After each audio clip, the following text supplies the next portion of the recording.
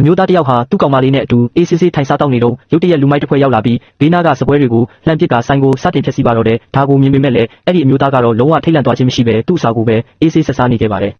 ဒါကိုမြင်တော့လူမိုက်ကောင်းဆောင်ကဒေါသထွက်ပြီးသူ့ကိုဆိုင်ထဲကထွက်သွားဖို့ပြောပါတယ်ဒါပေမဲ့အမျိုးသားကတော့ငါစားနေတော့မဲလေးဆိုပြီးပြက်ပြက်တတညင်းလိုက်ပါတယ်ဆိုင်ပိုင်ရှင်ကကြားထဲကနေဝင်ပြီးရှင်းပြဖို့ကြိုးစားပေမဲ့လူမိုက်ကောင်းဆောင်ကဆိုင်ရှင်ကိုတုံးထုတ်လိုက်ပြီးအမျိုးသားရဲ့ကောင်မလေးကိုပါစော်ကားမော်ကားလုပ်လာပါတော့တယ်ဒါပေမဲ့သူတို့ဘသူကိုတွားထိမိလိုက်လဲဆိုတာမသိခဲ့ကြပါဘူးတကယ်တော့ဒီမျိုးသားဟာမာဖီးယားခိုင်းချုပ်ကြီးတူပဲဖြစ်ပါတယ်ဒါကြောင့်သူတယောက်တည်းနဲ့လူမိုက်တွေအားလုံးကိုဘသူမှမထနိုင်တော့အောင်ရိုက်နှက်ဆုံးမလိုက်ပါတော့တယ်ဒါကိုမြင်တော့လူမိုက်တွေအကုန်ကြောက်လန့်သွားကြပါတယ်မကျေနပ်တဲ့လူမိုက်ကောင်းဆောင်ကဒီမျိုးသားကိုပညာပေးဖို့အတွက်သူ့ရဲ့ဆရာကြီးအကိုကြီးကိုဖုန်းဆက်လန်းခေါ်လိုက်ပါတယ်ဆိုင်ပိုင်ရှင်ကစိုးရိမ်ပြီးအမျိုးသားကိုအမြန်ထွက်ပြေးဖို့ပြောပေမဲ့သူကတော့လုံးဝမပြေးပဲအေးဆေးပဲထိုင်ဆောင်နေပါတယ်တိတ်မကြခင်မှာပဲအပြင်မှာတမိုးကြီးကတစီထိုးရက်လာပါတယ်ကားပေါ်ကဆင်းလာသူကတော့လက်စားချေဖို့ရောက်လာတဲ့လူမိုက်တွေရဲ့ဆရာကြီးပါပဲလူမိုက်တွေကဝမ်းသာအားရနဲ့သူတို့ဆရာကိုတိုင်တော့ကြပေမဲ့